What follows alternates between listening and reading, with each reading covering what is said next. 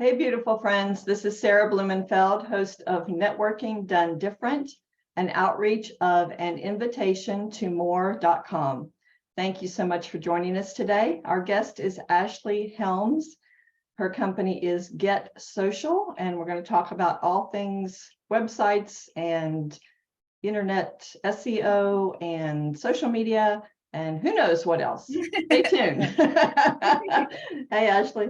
Hey, thank you for having me. Yeah, thank you. So tell us first a little bit about how you got into this business. Okay. Well, December will be 10 years that Oh, I've had wow. my own. Yeah. You don't look old enough for that to be the case. All through school up until my second year in college, I was sure I was going to be a journalist. I was on the newspaper, loved writing, loved researching. And then my junior year came around and they required us to do an internship.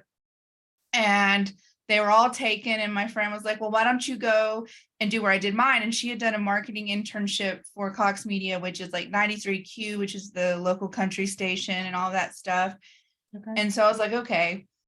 So I went and did it and I fell in love with the marketing aspect because I worked with the marketing director there. So I just kind of pivoted and incorporated that. So I did mass communications. And so when I graduated, I got a job working for it wasn't a marketing company, but I was running their marketing department. And that company ended up, he ended up dissolving the company, but I got to take my clients. And so because of that, I just decided I wanted to keep doing my own thing. I liked the fact that I could take on the clients I wanted to take on, and because I work a lot with nonprofits and smaller businesses. And I found a lot of companies that I interviewed with in Houston didn't really want to work with those kinds of people because of the budgets. Right. And that was just my passion. So I was like, you know what, I'm just going to do it. And if it works out, great. If it doesn't, then I guess I'll go back. But that's really how it happened. I didn't set out to do marketing. I just fell in love with it. And then doing my business, I've really just enjoyed it. So that's a long story of how I got into it. Well, as they say, if you're doing something you love, it's not even work, right? Yes. Yes, I love it. For sure. Well, let's start out with website design. Tell us a little bit about what you do for that and what's really important in a website. So like I said, I primarily help small businesses and new nonprofits. And so a lot of times it's business owners that are just starting out. And so I design the whole site usually from scratch. So, a lot of times they don't know what they want. They don't know what they want until they see it. So I just kind of I listen to their story and their passions and their whys, and then I just kind of run with it. Mm-hmm. But yeah, I can build a site, or a lot of times I get people that had a site built and it was built by someone's son or a volunteer or a friend, and they either don't know how to get access to it or they can't update it or whatever the case may be. So I can redesign sites as well. I do a lot of those. The important thing with websites is keeping it updated, making sure the information's correct, because if you have people landing on your site and your hours are wrong or your prices are different or something like that, it just doesn't make you look very professional. Yeah. Keeping up with SEO, which is search engine optimization, changes all the time. And so maintaining that to keep yourself coming up in the search results is real important as well. Yeah, but I like to use websites to tell their stories and their whys, because if people know your why, they tend to trust you a little bit more. So right. That's what I like about it. So especially with nonprofits, right? Yes, and especially because they're asking for donations. Mm-hmm. And or a lot of sponsorships, things like that. It's real important to get their mission across, where the money's going, what it's being used for. There's a lot of transparency with that. A big thing is being authentic, even on your website, your social media, no matter where you are. And so we tell a lot with the nonprofits. We tell a lot of the stories of people who have used the services. Or we get a lot of people who, like a lot of companies that donate a lot of money, they'll tell why that it's important for them. like Mhm. why they do it. And so we do a lot of that for them. Yeah. As you're designing the websites then and logos, you said you design logos as well? Yes, I design logos and other graphics. Mhm. And so this like package is based on your conversation with the owner or Mhm. the head of the nonprofit, and then you can take that information and like bring it to life. Yes. And so what typically happens is they'll have a meeting with them. We'll sit down and we'll talk about what their overall vision is. Mhm. Sometimes they'll have a very clear, this is exactly what I want. Right. Sometimes they'll say, you know what, just run with it.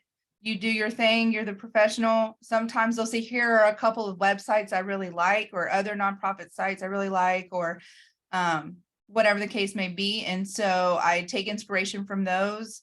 And I just go, I'm very particular about websites. And so I usually build a test site and just mess with it until I really like the way it looks. But for the most part, I just try to make what their vision is. I ask them a lot of questions in the consultation and try Mhm. to really get all of their, like what their main goal is. Is it going to be taking donations? Is it going to be just selling services? Is it writing blogs, whatever it may be? And so I really just listen to them and tailor it to what they're doing or what they're wanting. And you mentioned you write blogs as well? I do. So that's the journalist side. I'm weird. I love researching. I love writing. It is, I know a lot of people don't. And so what I do a lot is they'll tell me the topics they want to focus on, and I'll do all the research. I'll write it, and then I can post it for them. Sometimes they'll just tell me like bullet points, like they'll know what they want the blog to say, but they don't know how to format it. And so I take those bullet points and turn it into a full-on blog. I do a Wow, lot of that. Yeah. Mhm. that's fantastic. Yeah. I'm, like I said, I'm weird. I like the technical stuff. So Well, and as a small business owner myself, I know that there are so many things that I can focus on my business that are just things I can do. And to mhm. have somebody such as yourself help me with those things that make me more visible, and yet Right. I don't really know how to go about this stuff. Nor Well, do I have time, right? what I found with a lot of business owners is they're really good at what they're actually doing, Right. but they don't have the time to sit there and learn how to do the research or the blogs or do their social media on top of their actual job. And that Yeah. is my job.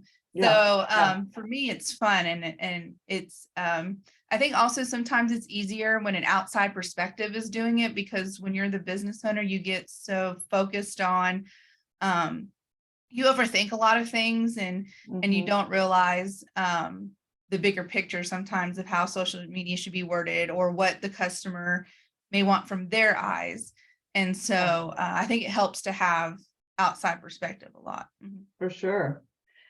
And as a business owner, I know as a teacher, for instance, you forget what you didn't know before, right? So you Right. speak from the level that you're at now, and the people you're speaking to are like, Right. Right. Right. Exactly. Right. Like I do a lot of work for lawyers, and they send all this real technical stuff, and I'm like, your followers are not going to understand what you are saying right now. right, right. So Exactly. yeah, so it's interesting sometimes, but being able to put it in a perspective of someone who's not in that particular industry is Mhm. very helpful. And so I do a lot of that for people. Yeah. It sounds like what you're offering to people is an ongoing service as well, not just okay, let's get your website up. God bless. Right. Now I can do that. Yeah, Absolutely can just build a site and let it go, and whatever happens, happens. happens. Yeah. Um, but I do offer the ongoing service, because what happens a lot of times is, especially with nonprofits or small businesses, you rely on volunteers, and their Mhm. volunteers leave, and then no one else knows how to do it, or you have a turnover in employees and you have to retrain every employee. And so a lot of companies decide to just, even if they do have an in-house marketing person, to keep me on board to help with the consistency of things, keeping it consistent, keeping things Yeah. posted, training, because I do a lot of training for employees as well. So Training yeah, in what? like training how, like if they're absolutely sure they want the in-house employee to do it, then I'll train them how to handle the website, how to make simple changes, things like that. I make how-to videos a lot for people that really want to manage their website on their own. Okay. Yeah. So I don't have to be the one that manages it. It's just that tends to work out better, versus training every employee that comes in. But yeah, I make how-to videos. I can do one-on-one consulting if they want to come in the office, or I do workshops. So. Okay. Let's talk a little bit about social media and how you help in that regard. So for social media, what typically happens is I will make all of the content and I post it, I schedule it, I respond to comments and messages. And what that does is it provides a consistency so that there's always something being posted, someone's always being responded to. If there's an issue, then it's brought to the attention of the business owner right away versus possibly going a couple of days or snowballing very quickly. So I take care of those things. And again, that works in a couple of ways. They can say, hey, these are the topics we want you to post about. Or they can say, hey, just do research and go with it. Or sometimes I'll make posts, but they'll still make posts like it's just kind of a filler. So again, there's a lot of flexibility in it, but what I do majority of the time is create all of the content, post it, just really take that off the plate of the business owner because it is so time consuming, especially if it's not something that you enjoy or that you do full time. It's very time consuming. What platforms are you using, social media platforms? So I can I can monitor any of them. I can manage any of them. So Facebook, Instagram, LinkedIn, and Twitter are the ones that get used most. More people are starting to use TikTok because that's where the younger generation is going. I do have a few clients like interior decorators that use Pinterest. But the main platforms are the Facebook, Instagram, LinkedIn, and Twitter. Right. Does a client ever say, hey, post this thing, and you go, no, not again. That happens not on a regular basis, but it does happen. And I'm very honest. If I think that what you're wanting me to post is not going to go over well, or maybe it should be worded differently, I'll definitely speak my opinion. And if you still want to go with it, I'll go with it. If it's something that I think is just going to totally blow up, I take myself out of the equation because I don't want that to be on me, right? So I will tell you, hey, you are more than welcome to post this on your business. I'm not going to post this, and here's why. I try to be very honest about that because it's not just their reputation, it's my reputation as well. But yes, same thing with websites. If they're like, hey, I want to do this with my website, I saw this feature or that feature, I'm like, but that doesn't really work for your business. So I try to do it in a very polite way. I'm not, just rude about it. I do just, but I do try to thinking. Right. Because if I don't, and they'll be like, well, why didn't you tell me this wasn't going to work? Right. And so I do try to be very honest, very upfront about opinions when it comes to that. Right. Sure. Do you have some tips for us on the use of social media? Yes. So one thing I get asked a lot about are one thing I like to talk about when I do workshops are some mistakes that business owners make, because it's very easy to make them because you don't know. It's not what you're doing for a living. So one thing that happens a lot is business owners, they spread themselves too thin on social media. They think they have to be on all of the platforms, and that's not true. If you're starting out, it's really good to focus on like one or two platforms and really just build those up. And it's really important to sit down, think about who your demographic actually is, and find the platform where they are, because you're not going to, like if you're business to business, the best place to be is LinkedIn. Yeah. If you're business to consumer, the best places might be Facebook or Instagram or TikTok, but you need to sit down and determine what age range you're looking for, other demographics. So it's important to know that. It's important to know in advance what your goal is, who your target audience is, to choose which platform to be on. But so many business owners, they've been told they have to be everywhere, and that's absolutely not true. And then another thing is not keeping your business and your personal separate. So a lot of people will try to run their business from their personal profiles. And first of all, Facebook can shut your personal profile down and you will lose everything, because they really want you to only conduct business from your business page. You can share from your business page to your personal. Another thing is they will post their personal opinions on their business page. And you cannot do that. You have to keep the personal out of it.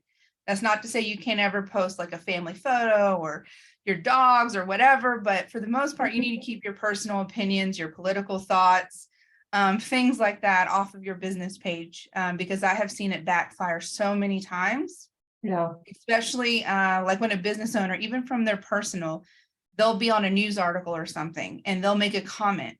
You have to be very careful what you say as a business owner, because I've seen so many people say things and they may not realize how it's coming off, and people screenshot it and leave them 1-star reviews, get their friends to leave them 1-star reviews, even if they've never used business with them or done business with them. So you have to be very careful, because people are crazy about that kind of stuff for sure. Consistency is a big thing. A lot of business owners, when they're trying to do marketing themselves, they'll build real great in the beginning. They'll post every day, and then it'll be once a week, and then it will be once a month, once a year. And especially with Facebook, they're real big on engagement and consistency. And so the less consistent you are, the less engagement you get, and the more you have to spend in ads to get that engagement, which is Facebook's whole goal, is to get you to spend money on ads. And so that's kind of why the management is important, because it's a consistency. Whereas if the business owner's doing it, it's more often when they think about it, when they have time to do it, which is hit or miss depending on how busy their business is. Is consistency the most important factor for engagement? I would say it is very important. It is two of the most important things with engagement is being authentic and not constantly doing a sales pitch. A lot of people think that social media is just sales pitching, trying to sell your business, and it should really be, now this is my opinion, but every marketing company is different. But for the most part, in my mind, and in a lot of research, is you should be using your social media to build a community around your brand, to build that trust, that community recognition, to be connecting with your clients or potential clients. And then in addition to that, adding in sales pitches every now and then. But if you're constantly posting about buy my product, buy my service, whatever, they're going to start to tune you out, because it's going to be like ads on TV where people just skip through it now. Right. Definitely being authentic. Definitely being authentic, not constantly trying to sell people, and consistency are the three major things that are really, really important when you're doing business social media. And then not running ads. A lot of people don't run ads with Facebook. You can run them as little as $1 a day if you really wanted to. Now, I don't recommend only doing $1, but it just helps get your name out there, especially to jumpstart your page if you haven't had any followers, or if you haven't posted in a long time. And now you have someone that's going to be doing the postings for you. Running ads are really important. And then the last thing, you set those up too, right? Yes, I can set them up and run them and manage and stuff. Then I'll say this is the last thing I'll say about mistakes that I see a lot is the way that they respond to reviews. Because as the business owner, you're going to take your business very personal. So when someone comes to your business and they leave a bad review or a negative review, most people's instant reaction is to write something very negative in return. And so I always tell business owners, you have to calm down. You have to step back and take the emotion out of it. And if you're going to respond in a very professional manner, but take some time to think about how you're going to respond before you just go out there and type something. Because what happens is that reaction then snowballs. Yeah. And it's just a circle of arguments or screenshots or whatever, bad reviews. Same thing with comments. You can actually hide comments versus deleting comments. So that's what I recommend to a lot of people. If someone leaves a bad comment or a comment you don't want others to see, if you hide it, the person that left it still sees it. So they don't realize it's hidden, but other people can't see it. If you delete it, then that's going to anger them more. And then they're going to come back and keep commenting or posting or get their friends involved. And so that's why I always recommend hiding versus deleting. Oh, wow. Yeah. As a Facebook user or social media, I guess but I only use Facebook, is if I am like on my personal page, scrolling down my feed and liking something, does that show up to my followers?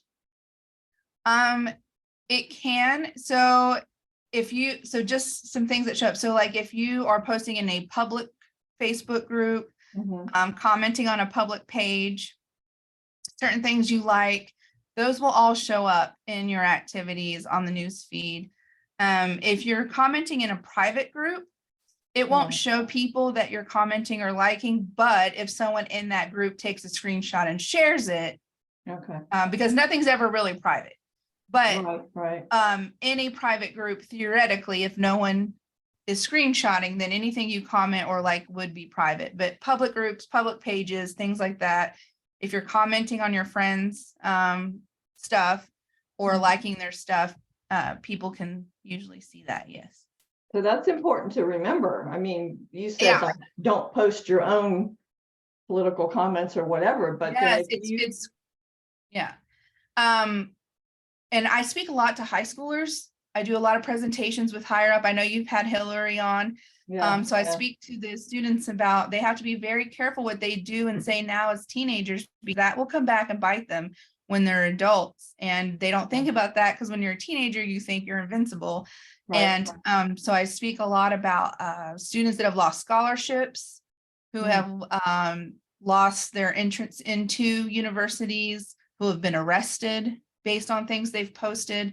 And so I speak a lot about the importance of thinking about what you're saying and doing, even if you think it's going to be private, because again, nothing is really, really private once it's on the internet. So.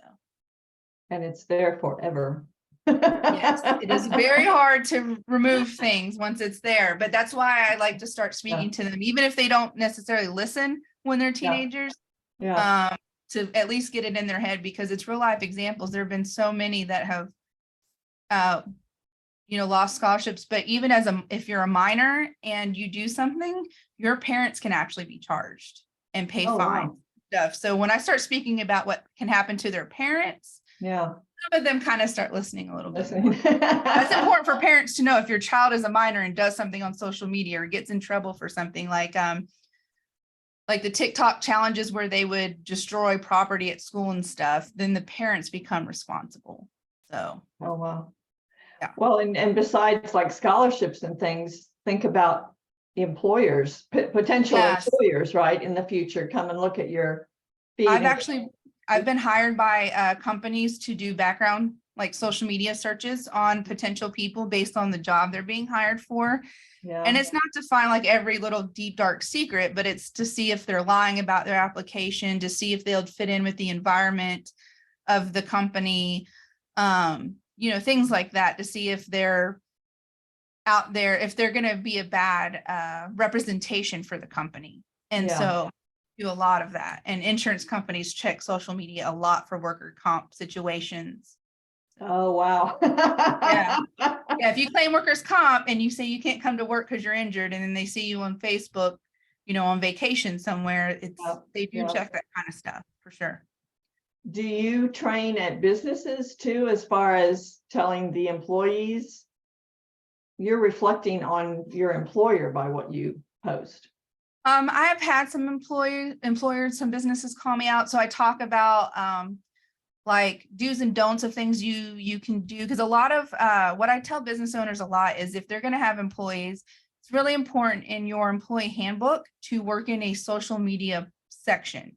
That way, if something occurs, you've already had it written out. It's not something you have to, they can't say, well, you didn't tell us that we couldn't do that. Right. And so, unfortunately, you kind of have to work that in now. But yes, I talk about safety things. I talk about do's and don'ts. I talk about reputation. I talk about legal social media matters. There's actually a lawyer I partner with that talks about some of the legal aspects of things between employers and employees if stuff happens on social media, if they talk about certain like confidential information, things like that, what can happen. So right. Wow. Yeah. It's both a wide and a deep subject, isn't it? Yes, it's a lot. And I have to talk about safety a lot, which is I believe something else we mentioned. And so I'll just talk about that for a minute. So Yeah. on a personal level, you have to really think about what you're doing, because even if you think your Facebook is just friends and family, there was a survey done that asked people who had gone to jail or prison for robberies how they found their victims or how they found their targets. And over 78% of them said we used social media. Oh, wow. And what they're doing is they're looking for people who are posting about being on vacation, who recently made big purchases. And what they're doing is when you say, hey, we're going to be away for a week and we're leaving on this day, and you're checking in at the airport and you're checking in at the hotel, you're literally telling them, hey, my house is empty. I'm on vacation. I'm not coming back for a week. Have at it. That's what they said. That's what they said in the interviews. They said, oh my gosh, we literally just looked on social media for people who were checking in places who said they were going to be gone. And then they would use Google Street View to see the house and see the layout of the house and all kinds of stuff. So the internet has made it kind of a scary place because a lot of people, they don't think about that. And it's also very important to remember to be careful what you post about your children and what you post about your pets, because again, you think your friends and family are the only ones that can see your Facebook. But what happens is these people, these predators, they learn what nicknames you use for your children. They learn their favorite foods, their favorite colors, all kinds of things, and can easily, say, hey, here's your favorite candy or whatever. They did a survey of child predators. And they said a lot of what happens is people will post photos of their children in like the bathtub or bathing suits. And they will take those and put other faces on them, or they'll sell them, or they'll circulate them around the internet. So same thing with dogs. People will post their favorite treats, their nicknames, what they call them, things like that, all kinds of stuff. So it's very, very important on a personal level that you think about what you're putting out on the internet. And then for businesses, it's really important if you have employees that you make sure you're the admin on the accounts, because I've seen so many businesses who had employees who set up the accounts, set up the passwords, and then got upset and deleted all of the accounts or locked all of the accounts or left and wouldn't communicate the password. So always make sure you're the admin. Always make sure you know what the logins are at all times. And then on a business and personal level, try to use two-factor authorization, because that's a big thing now. Hacking accounts, asking people for money, pretending to be other people. So social media safety could be a all-day training. It's Sounds a like scary world out there. People do crazy things. So and most of us don't even think like that, right? We would never consider such a thing. And so to look at what we're doing and go, oh, this might lead somebody who's not a nice person to do XYZ. It's like the farthest thing from our mind. Well, and a lot of parents, the ADT, the security company, did a survey and found 9 out of 10 young adults in homes are posting things that they think are innocent, but are actually helping people case the house. So they'll be posting pictures around the house of new purchases. Oh, look at this new TV I got for Christmas or whatever. And so while the parents are being extra careful, maybe the kids aren't. And it's not because they're intentionally doing it, they just don't think about it. Right. And so it's very important from that aspect to talk about them and make sure that you're aware of what you're posting on a business and personal level, to be very aware of that and to know that while there are a lot of great people, there are a lot of not so great people.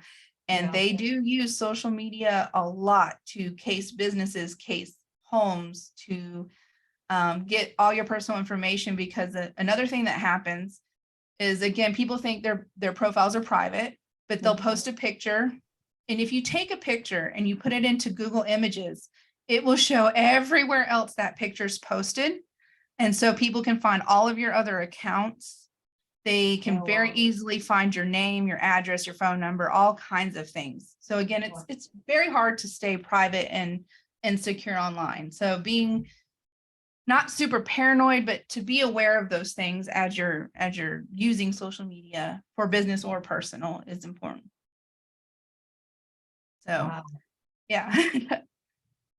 I don't know what to say. I know. And that's what happens. I do a lot of training on it just because it is such a crazy world out there. So, Oh my gosh. and it's always changing. Wow. If someone wanted to work with you, then is the first step a consultation? Yeah, so typically we'll meet, and just kind of do an introduction of like what their company is, who they are, who I am, all that kind of stuff. Like my office is in Nassau Bay, kind of near the Space Center. And so we meet and we just usually have a coffee or something and talk about it. And then we go from there to see if they want to move forward. If they just want suggestions, if they want training, like whatever that is. And then we set something else up. Okay. All right. And how do people contact you? So you can either email me, and I don't know, it's kind of long, but it's Ashley at Connect Be Social. My phone number is 281-247-4023. Sorry, I had to think about it. My website is Connect Be Social, or Facebook. I'm always at networking events. So, if you see me out and you just want to talk to me, but the best way would probably be either email or through Facebook Messenger, one of those two for sure. Okay. Well, this has been really great information. As we wrap up, is there anything more that you'd like to add? No, I think unfortunately I've probably scared a lot of people. And that's never my intention, but it is important to be aware of those things. So yeah, well, I'm glad I don't have a lot of social media. Yes. I go to all these marketing classes as a realtor, right? But they're always, you need to be using this one and this one and this one, and it just makes me tired. Yeah, and again, that's what happens a lot, is it's overwhelming for a lot of people. So, and again, a lot of people tell you have to be everywhere, and you really truly don't. And so I just try to help business owners focus on what's important and get them streamlined, even if it's just giving them advice. So yeah. Oh, that's awesome. Well, thank you so much for this information. Thank you for having me. Yeah, absolutely. And thank you, friends, for listening today. We always appreciate you. If you would like to be interviewed, please email me at networkingdonedifferent@gmail.com. Bye for now. Bye.